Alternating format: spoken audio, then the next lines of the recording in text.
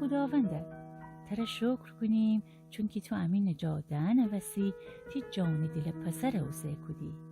عیسی جان ترى شکر کنیم که با آنکه دنیستی وقتی بشی اورشلیم درون و یه ترى مسلوب کنیدی ولی بازم اکاره بکودی تا امین نجات دهن وسی تی جان فدا بکنی. امروز و روزی است که مردم تی استقبال بمویید و نخل شاخیان مره ترى خوش آمد بگفتید. دعا کنیم تمام امین مردم بدنید که تو که مشتاق بی اورشلیم درون بشی و توی مشتاقی که تک تک مردمان زندگی درون وارد بی. خوش بمویی امی زندگی تغییر بدن ای خداوند. آمین.